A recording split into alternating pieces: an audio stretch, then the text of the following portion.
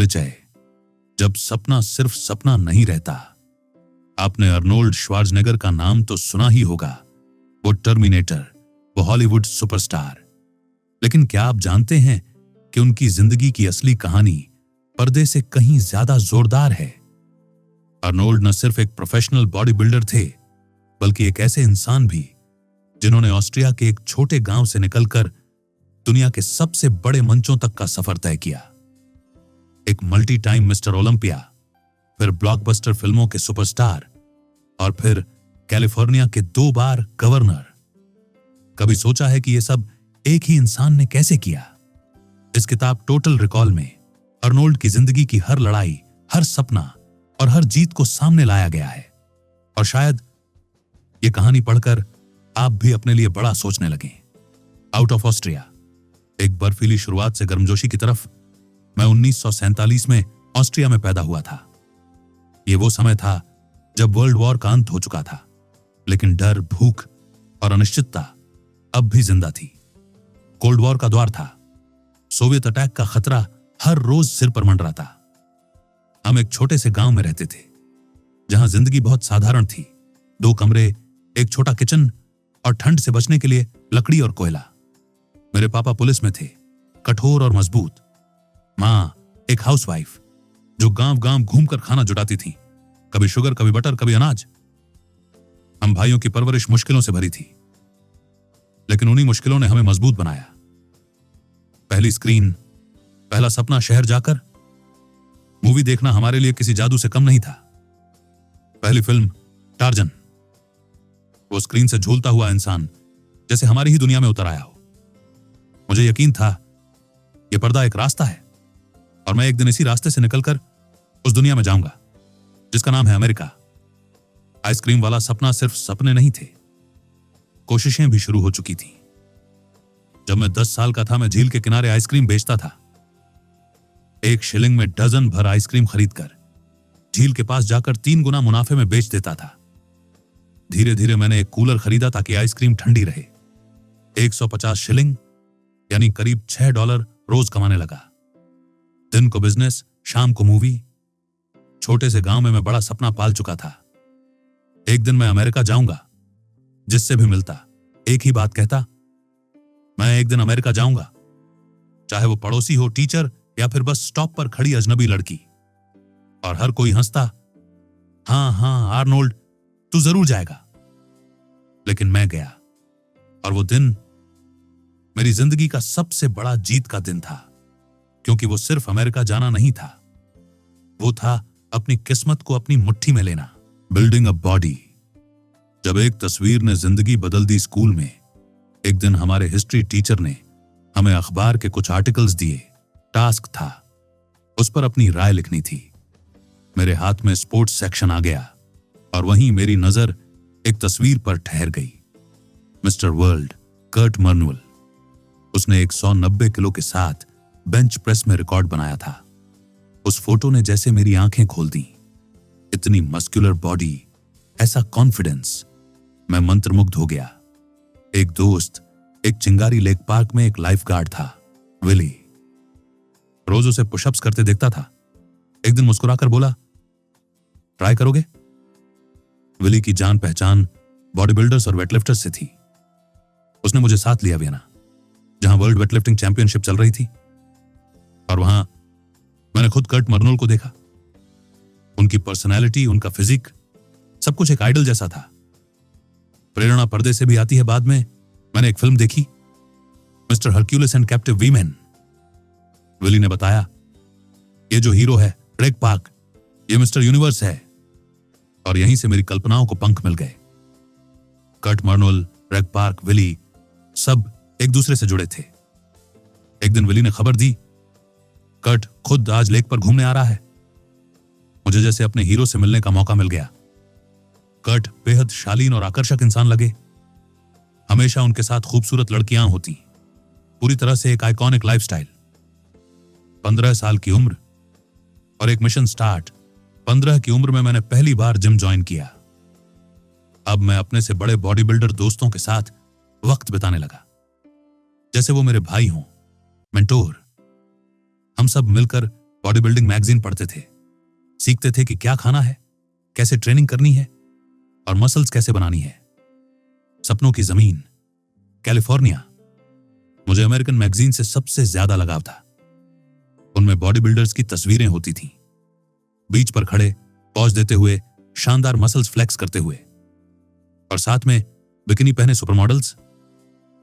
वो सब किसी दूसरी दुनिया जैसे लगते थे। रेग पार्क की कहानी। मेरा रोड मैप रेग पार्क। इंग्लैंड से, गरीब फैमिली से, कड़ी मेहनत से मिस्टर यूनिवर्स बना, फिर हरक्यूलिस का रोल मिला, फिर मूवीज, फिर पैसा, फिर रोम की लाइफस्टाइल। मैंने वही सपना देखा। मैं जानता था पहले मिस्टर यूनिवर्स बनूंगा, फिर अमेरिका जाऊंगा और एक दिन मूवी स्टार बन जाऊंगा। एकदम क्लियर विजन, पूरी जान से मिशन। मेरा गोल साफ था, मेरा इरादा अडिग था। अब कुछ भी मुझे रोक नहीं सकता था। मैं हर रोज, हर पसीने की बूंद से खुद को अपने सपने के करीब ले जा रहा था। Mister universe. जब सपने स्टेज पर उतरते हैं। मैं 19 साल का था जब म्यूनिक आया। एक छोटे गांव से निकला लड़का अब एक ऐसी सिटी में आ गया था जो जागती नहीं, दौड़ती थी। मुझे यूनिवर्सल स्पोर्ट्स स्टूडियो में जिम ट्रेनर की जॉब मिल गई थी। यहां हर तरह के लोग आते थे, पुलिस वाले, बिजनेसमैन, एथलीट्स, एंटरटेनर्स, और मैं उन्हें ट्रेन करता। मशीन की तरह मेहनत में डेली 8 घंटे काम करता, लेकिन उससे पहले 2 घंटे अपनी ट्रेनिंग, काम के बाद फिर 2 घंटे, और अगर किसी दिन कस्टमर कम आते तो लंच ब्रेक में भी एक्स्ट्रा 30 मिनट वर्कआउट कर लेता। सीधा मिस्टर यूनिवर्स। ज्यादातर लोग पहले मिस्टर ऑस्ट्रिया, फिर मिस्टर यूरोप के लिए ट्राई करते, लेकिन मैं अलग था। मुझे सीधा टॉप चाहिए था। मैंने लंदन में होने वाले मिस्टर यूनिवर्स की तैयारी शुरू कर दी। मेरे पास सिर्फ 2 महीने थे और मेरा सबसे बड़ा हथियार था shocking the muscles technique. Muscles को कभी आराम करने मत दो, हर बार उन्हें सरप्राइज करो, तभी वो ग्रो करेंगी, ताकतवर बनेंगी। स्टेज का डर और अंदर की आग। लंदन पहुंचा तो देखा, बाकी कंटेस्टेंट्स तो कमाल के थे। उनकी बॉडी देखकर थोड़ी घबराहट हुई, लेकिन जब तक स्टेज पर खड़ा था एक बात क्लियर थी, अब पीछे नहीं हटना। विक्टोरिया पैलेस थिएटर में जब पोज देने का वक्त आया, हम सब नंबर के साथ लाइन में थे। जजेस कहते, नंबर 8 और 14 सामने आओ, बाइसेप्स दिखाओ। पहली हार, पहला सबक। आखिर में चेस्टर यॉर्टन और मेरे बीच टाई हुआ। वो जीता, मैं नहीं, लेकिन लोगों ने कहा अगले साल जीत पक्की है। म्यूनिक लौटकर एक ही सवाल मन में था, अगर मैं जीतने की सोचकर जाता तो क्या मैं हारता? उसी दिन मैंने कसम खाई, अब की बार ट्रॉफी लेकर ही लौटूंगा। 1967 सपना सच्चाई बना, और जब मैंने 1967 में ट्रॉफी जीती, हर चीज वैसे ही हुई जैसे मैंने अपनी कल्पना में देखी थी। Arnold, Arnold, Arnold. स्टेज पर नाम पुकारा जा रहा था। मैंने India, Mexico, Jamaica, Scotland, South Africa, हर देश के दिग्गजों को हराया था। स्ट्रीट्स में स्टार, और जिम में फिर अब म्यूनिक में मैं स्टार बन गया था। मैं पोजिंग ब्रिफ्स पहनकर सड़कों पर निकलता और हमारा जिम डबल स्पीड से भरने लगा।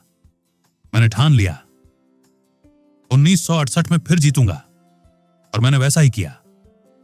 फोटो जो बदल दे तकदीर। इस बार मेरी एक फोटो हर मैगजीन में छपी, जिसमें मैं एक खूबसूरत लड़की को एक हाथ में उठाया था और दूसरे हाथ से अपने बाइसेप्स फ्लैक्स कर रहा था। और फिर आया वो टेलीग्राम, जो वाइडर का टेलीग्राम, बॉडी बिल्डिंग की दुनिया का ह्यू हेफनर। सारी फेमस मसल मैगजीन्स उनके पास थीं। उन्होंने मुझे अमेरिका बुलाया। सारा खर्चा वो उठाने वाले थे। न्यूयॉर्क, पहला सपना, पहला झटका अमेरिका पहुंचा। कंपटीशन मियामी में था और मैं हार गया। गुस्सा भी आया, दुख भी। अब जेब में कुछ नहीं था, एक छोटा सा बैग और खाली पॉकेट।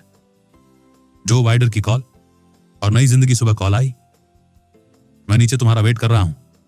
उन्होंने इंटरव्यू लिया, मेरी जिंदगी सुनी, फिर कहा तुम अमेरिका में ही रहो, मैं सब देख लूंगा।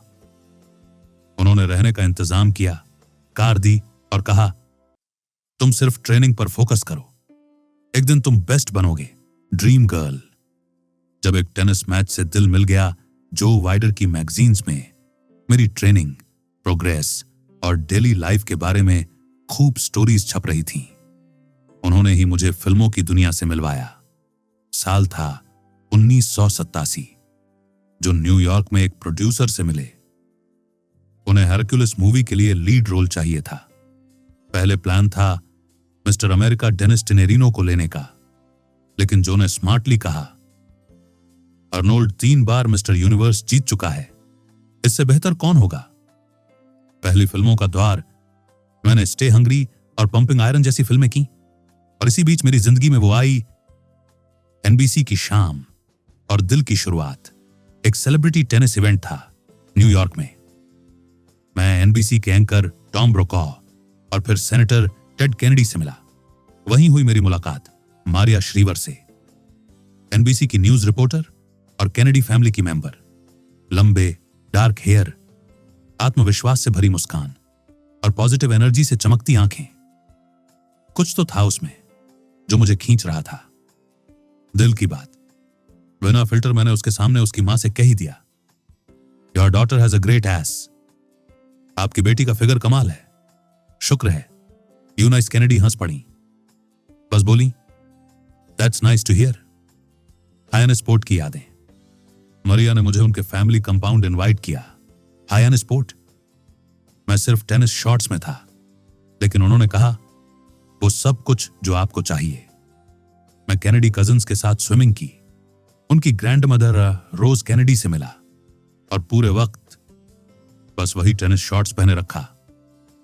द टर्मिनेटर, एक किलर आइकन की शुरुआत। अब मैं अमेरिका का ऑफिशियल सिटीजन था। कॉनन द बारबेरियन से मेरा करियर सेट हो गया था। $1 करोड़ मिल रहे थे एक फिल्म के लिए, लेकिन मुझे सिर्फ 1 या 2 फिल्में नहीं करनी थी। मैं टॉप पर पहुंचना चाहता था। ड्रामा नहीं, दमदार रोल्स। मैं जानता था कि डस्टिन हॉफमैन या स्टीव मार्टिन जैसा ड्रामेटिक एक्टर नहीं बन सकता, लेकिन क्लिंट ईस्टवुड या जॉन वेन की तरह लार्जर देन लाइफ कैरेक्टर्स। बिल्कुल, टर्मिनेटर, विलन या हीरो। फिर मुझे ऑफर मिला, दी टर्मिनेटर। 1983। रोल था एक साइबर किलर और डायलॉग्स थे बहुत कम। मैं कंफ्यूज हो गया, लेकिन डायरेक्टर जेम्स कैमरन ने कहा, तुम इसके लिए परफेक्ट हो। असली मशीन जैसा बिहेवियर। मैंने जेम्स से कहा, जो भी टर्मिनेटर बनेगा उसे ट्रेनिंग लेनी होगी कि कैसे बिना पलक झपकाए शूट करे, मशीन की तरह बुलेट्स लोड करे, बिना इमोशन, बिना एक्सप्रेशन। कैमरन मुस्कुराया और बोला, तुम ही टर्मिनेटर बनो। मैं हिचकिचाया, पर अंदर कहीं ये रोल मेरे लिए ही बना था। Only face on the poster, mine. फिर मैंने सोचा, अगर पोस्टर पर सिर्फ मेरा चेहरा हो तो कैसा लगेगा, और अगर मैं विलन हूं भी तो क्या। लोग विलन को भी याद रखते हैं अगर वो दमदार हो। 1984 द बूम बिगिंस टर्मिनेटर 1942 में हैलोवीन से कुछ दिन पहले रिलीज हुई। 6 हफ्तों तक नंबर 1 फिल्म रही। $100 मिलियन से ज्यादा की कमाई। और जब मैं न्यूयॉर्क की गलियों से गुजरता, हे टर्मिनेटर, हर कोई मुझे उस नाम से बुलाने लगा। मैरिज एंड मूवीज, प्यार, पॉपकॉर्न और पावर मारिया और मैं, हम दोनों अपने करियर के पीक पर थे। वो सीबीएस मॉर्निंग न्यूज की को-एंकर बनी और मैं हॉलीवुड का टॉप एक्शन स्टार। 1986 में हमने शादी का फैसला किया। मैं 37 का था, वो 30 की। और 2 दिन पहले तक मैं एक जंगल में फंसा था, मैक्सिको के। शूटिंग और शादी या दोनों एक साथ। उस वक्त मैं प्रेडेटर फिल्म की शूटिंग कर रहा था। मैंने प्रोड्यूसर से पूछा, क्या हम शूटिंग कुछ दिन रोक सकते हैं? उसने कहा, नहीं, एक चांस। रेनी सीजन आने वाला है। तो पहली बार मैंने चार्टर्ड प्लेन लिया, बस अपनी ही शादी में समय पर पहुंचने के लिए। The big day. जब वक्त रुक गया, शादी हुई केनेडी कंपाउंड के पास एक चर्च में। जब मारिया ने वेडिंग गाउन पहनकर आयल में एंटर किया, वक्त जैसे रुक गया। उसकी स्माइल, उसकी आंखें, हर चीज परफेक्ट थी। And then walks in Andy Warhol. हम आई डू बोलने ही वाले थे कि चर्च का दरवाजा खुला। एंडी वॉरहॉल एंटर किया, दुनिया का फेमस आर्टिस्ट, मेरा दोस्त। साथ में थी Grace Jones, green dress, green fur hat. शादी में सब हंसे। ये सिर्फ हमारा वेडिंग मोमेंट नहीं था, ये एक सेलिब्रिटी मोमेंट था। फ्रॉम कोनन टू कैश, मेरा गोल डबल द मनी। मैंने एक टारगेट बनाया, हर नई फिल्म के लिए double fees. Conan the barbarian 1980, $250,000 terminator 1984, $750,000 commando 1985, $1,50,00,000 predator 1997, $3 crore total recall 1990, $10 crore Hollywood का सीक्रेट। Action plus humour. मेरी फिल्मों में एक चीज कॉमन थी, एक्शन के बीच थोड़ी हंसी। जैसे टर्मिनेटर में जब वो दरवाजे पर आया और रिस्पॉन्स सिलेक्ट करता है FKU अ होल, ऑडियंस को हंसी आती है, टेंशन टूटती है, और यही कनेक्शन बनाता है। फैमिली, फादरहुड और हैलोवीन टर्मिनेटर, हम 4 बच्चों के पेरेंट बने, कैथरीन, क्रिस्टीना, क्रिस्टोफर, पैट्रिक। मैं उन्हें मूवी सेट पर ले जाता, जिम में ट्रेन करता, हाइकिंग, फिशिंग, स्कीइंग, सब कुछ किया। एक बार मारिया टर्मिनेटर के गेटअप में हैलोवीन मनाने आई। हम दोनों की एक फोटो है, मैं किस कर रहा हूं और उसके चेहरे पर असली टर्मिनेटर मास्क है। डिनर टेबल रीडिफाइंड ऑस्ट्रिया में पापा कहते थे, डिनर पर बातें मत करो। मैंने वो रूल तोड़ दिया। हम डिनर पर बैठकर हर दिन की बातें शेयर करते थे। द गवर्नेटर, हॉलीवुड से स्टेट पॉलिटिक्स तक लोग हंसते थे जब मैंने गवर्नर बनने की बात की। एक बार फॉर्मर गवर्नर पीट विल्सन ने कहा, आर्नल्ड, तुम्हारा गवर्नरशिप रोल किंडरगार्टन कॉप जैसा लगेगा। सब हंसे, पर मुझे याद था रोनाल्ड रेगन भी एक्टर थे और बाद में प्रेसिडेंट बने। गवर्नर बनने का सपना मैं जानता था, US प्रेसिडेंट नहीं बन सकता क्योंकि मैं नेचुरल बॉर्न सिटीजन नहीं हूं, लेकिन मैंने सोचा governor of California, why not. मैं एक ऐसा लीडर बनना चाहता था जो पॉजिटिव चेंज लाए।